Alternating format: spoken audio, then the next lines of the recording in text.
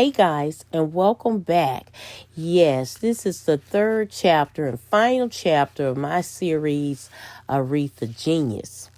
And on the first one and two, we pretty much talked about Aretha's relationship with her father and her father's sex circus and more. But on this one, we're going to talk about Aretha's relationships, husbands, and what have you. You know, Aretha sung the most beautiful love ballads, wanting that someone to sweep her off her feet, to treat her like a woman should be. And it seemed like even with the fame and as much money as she had, she was never able to find that love. She went on to meet Sam Cooke, one of her relationships that she was in, at the age of 12. She was introduced to a 23-year-old Sam Cooke, who later penned a song, You Send Me, about, and it's supposed to be about Aretha. When she was a couple of months shy from her 13th birthday, she did have a baby, and that's her first baby, and was named after her father. Now, 2 years after that, she, at 14 years old, she had another child named Edward. Now, this child was fathered by a man named Edward Jordan. And he was a childhood friend who her brother Cecil named as a player. Now, despite being a mom of two at 15, Aretha went into the world to make a career out of her music. And her children were attended to by her grandmother Rachel and her older sister Erma. Aretha met and fell in love with the renowned ladies' man and alleged pimp, Ted White. Now, she was introduced to Ted White at her home, where her father would throw parties, and that is where she met and fell in love with Ted White. And at the age of 19, she married him. He made her his wife, and it was said that Sia wasn't too happy about that, but he went along with it. And he helped her land, a record deal. The couple went on to have Aretha's third baby boy named Ted White Jr., but the marriage was far from a fairy tale. It is said that Ted White made Ike Turner looks like Cliff Huxtable. Yeah, he was that bad. And at that time, in her early 20s, that's when Aretha started drinking very heavily.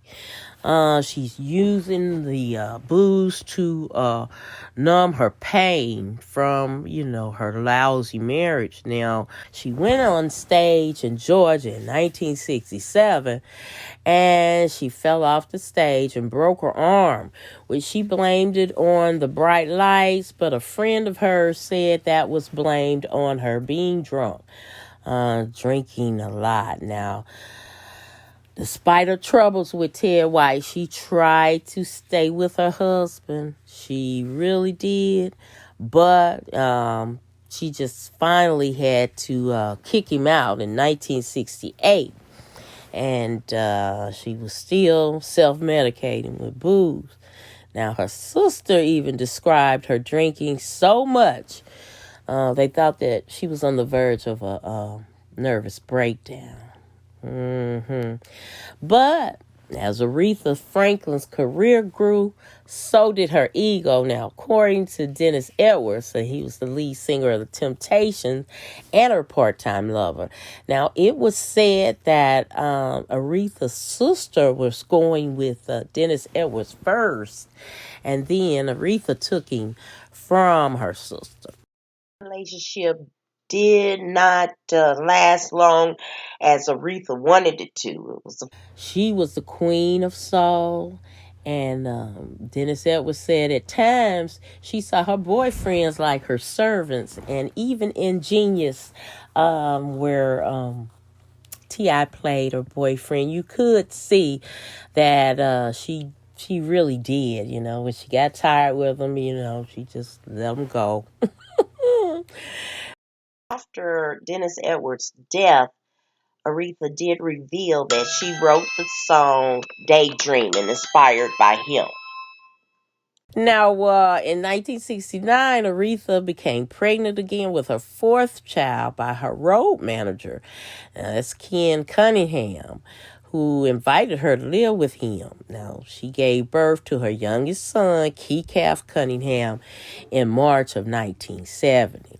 Now, I played him, Ken Cunningham, in the movie. Now, in 1977, Aretha took acting lessons from actor Glynn Turman, and she fell head over heels with Glynn Turman. I think he was about 4 years her junior, and they tied the knot a year later.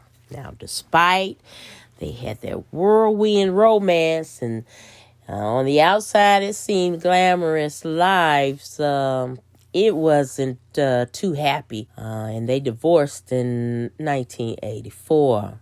But it just didn't work out like she planned. And also there was rumors, allegedly, Glynn Turman molested her second son, Edward. That relationship failed, and at some point, they said Aretha, started living like a soap opera. She began writing a soap opera script, just making up stuff. And just to stay irrelevant, she would call Jet up. And, Jet was our Google back then, and they would feature stars on the front page in their stories, and she would just make up things just to be relevant, and so that the public would see her as happy, which it wasn't, and she wasn't. But she refused to give up on love, and Aretha got engaged to her longtime companion, Willie Wilkerson, and they were dating up until her death. Now the pair got engaged twice, and Aretha called things off between them again in 2012. They were headed to the altar, but Aretha stopped the plans of marriage for some reason or another, but they stayed close up until her death. I tell you, Aretha, beautiful singer, love her, but I tell you, she had a turbulent life. She really did. Aretha, you will always be the queen. And that was one of the things that she always, her sister said that she always thought that her rhyme was going to be given to someone else. Even before she died, a couple of months before she died, she went on, she may have had someone to go online and say something to the fact about was never Whitney Houston's godmother. She was too young to be Whitney Houston's godmother, and she was never her godmother, which a lot of people had said that, Riri was her godmother. But I like to say that no, she was not too young to be her godmother, because Whitney was born in 1963. She started having children in 56. So, yes, Aretha, you could have been Whitney's godmother and stuff like that. Just didn't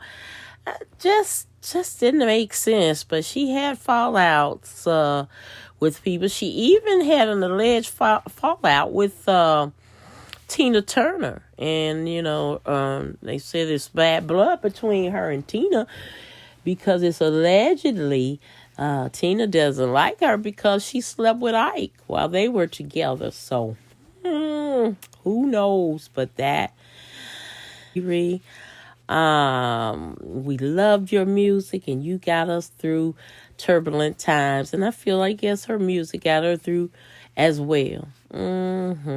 All right, guys, that's it for me. And the queen shall always be the queen. All right, guys, thank you so much for watching my video. I hope that you will like, share, and subscribe to my channel. And as always in parting, be blessed, y'all.